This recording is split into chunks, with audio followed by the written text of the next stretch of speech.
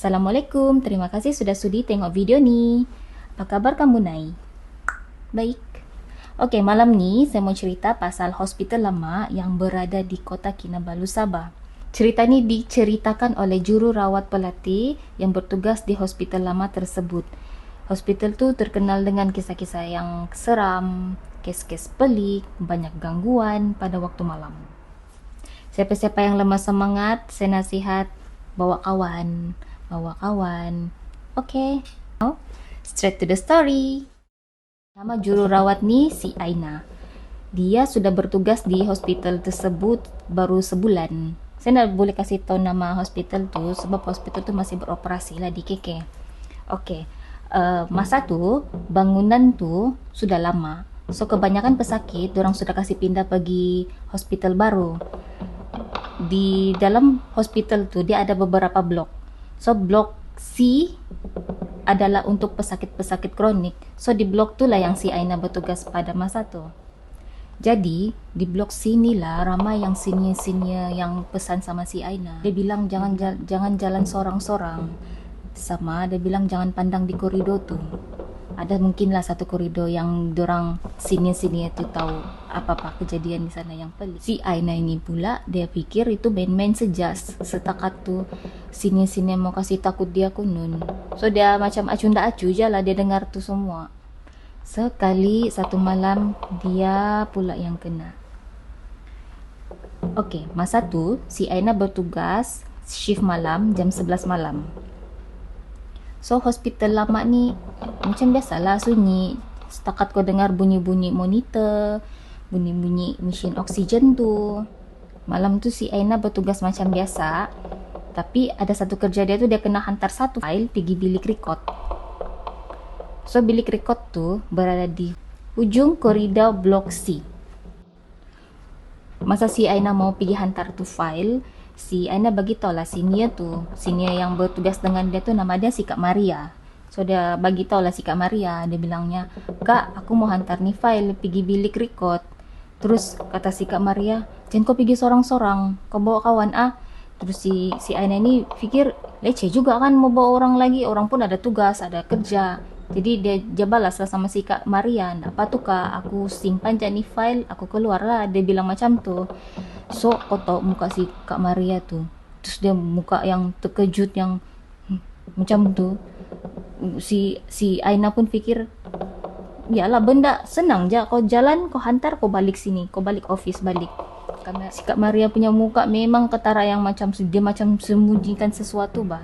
Dia fikir si Aina ni tahu tu benda, tapi iya si Aina tahu dia cuma buat benda tahu je benda tu sebab dia fikir kan orang mau takut-takutkan dia. Terus si Kak Maria diam je lah. Si Aina ini keluarlah. Dia keluar pergi koridor, dia mau pergi bilik rekod tu. So sepanjang perjalanan pergi bilik rekod tu dia jalan lah dalam keadaan suasana yang gelap, suram. Dia lah gelap betul, masih ada lampu lah dia cakap, tapi suram. Malap-malap tu lampu dia. Jadi dia jalan. Di hujung blok tu si Aina nampak satu troli macam bergerak. Dia bergerak ke kiri, ke kanan, ke kiri, ke kanan. Slow lah tu troli berjalan. Tiada orang, tiada angin, tapi tu troli bergerak. Lama-lama tu troli terstop. Macam ada orang halang tu troli. Zup, berhenti begitu di depan si Aina. Masih jauh keadaan orang. Tapi si Aina boleh nampak tu troli bergerak. Punya berani si Aina pergi tanya lagi di ujung tu siapa. Siapa tu? Bilangnya, kalau aku hendak menanya, baliklah aku kali. Sudah ditanyanya gitu, nggak ada orang jawab. Sunyi jatuh tempat. Sunyi.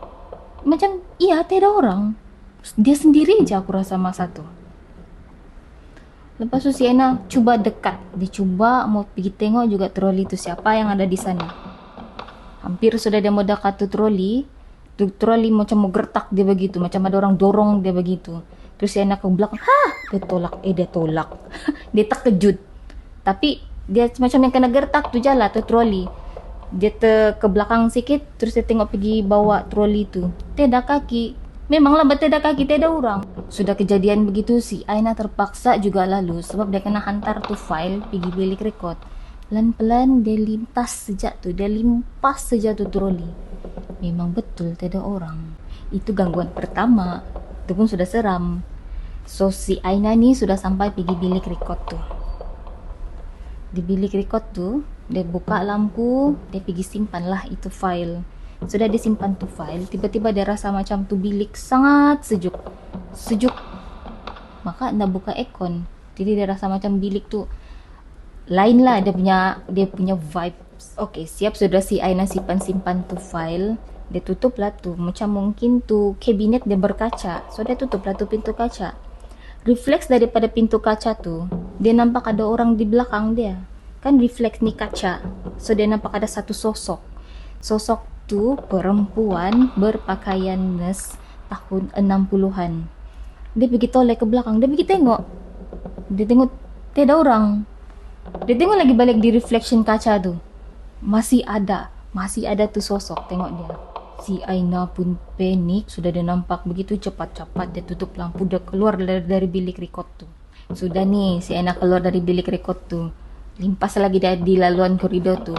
Tapi kau tahu masa dia lalu di koridor tuh, tiba-tiba semua lampu mati. Nggak ada lampu. Terpaksa dia pakai flash daripada telefon untuk suluh tuh jalan. Buli pula mati lampu. Berjalan lah si Aina ni mau balik pergi office dengan lampu-lampunya. Masa dia berjalan tu tap. Dia dengar di belakang pun ikut berjalan. Tap. Dia berhenti. Suara kasut di belakang tu pun ikut berhenti. Macam dia kena follow dari belakang. Si Aina ni rasa pelik. Mau lagi dia tengok pergi belakang. Dia menoleh lah ke belakang. Dia toleh ke belakang. Ada satu sosok di ujung koridor tu menengok sama dia. Si Aina nampak sosok satu perempuan. Dia rasa yang dari flash, dari reflect daripada kaca tu. Satu perempuan pakai baju nursing tahun 60-an. Tengok sama si Aina dengan wajah dia pucat. Muka dia pucat. Terus si Aina tengok lagi. Tunas pelan yang sosok tu bergerak pelan. Langkahnya pelik sebab tu sosok tiada kaki. Dia punya baju sedikit melayang. Tiada kaki dari paras lutut sampai ke bawah.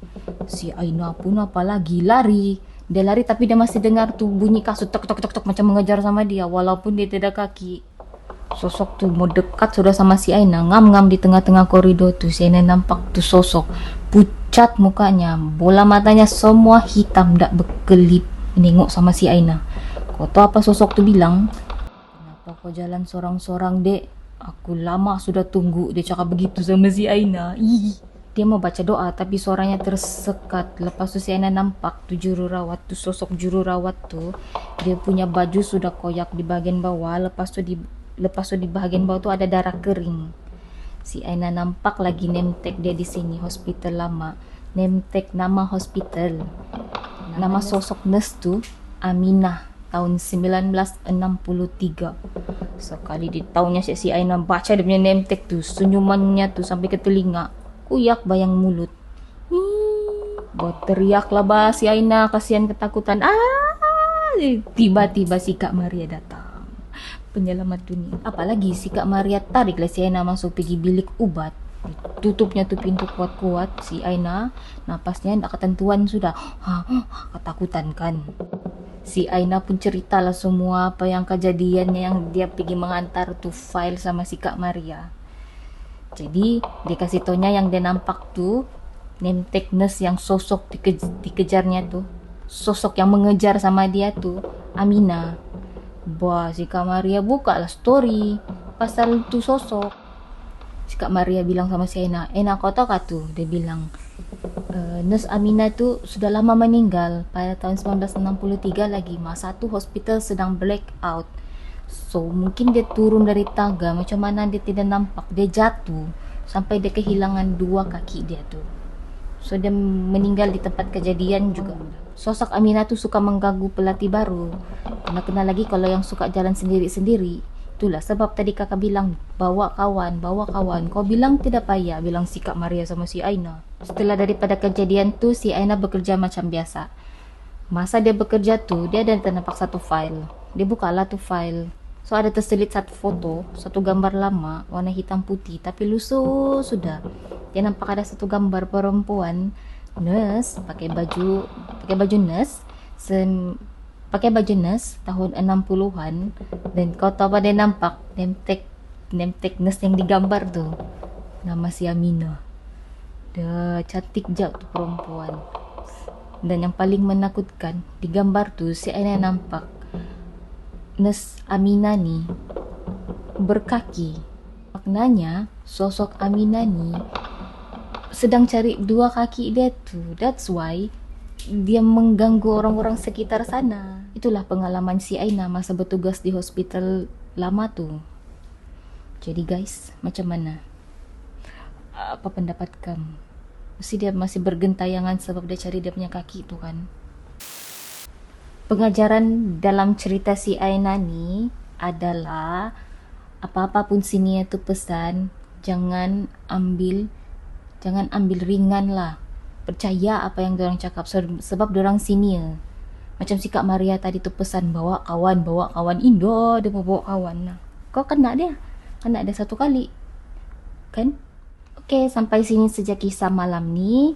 Kalau kamu ada pengalaman yang sama macam si Aina, boleh kongsikan di ruang komen. Kalau kamu suka video ni, klik like-nya.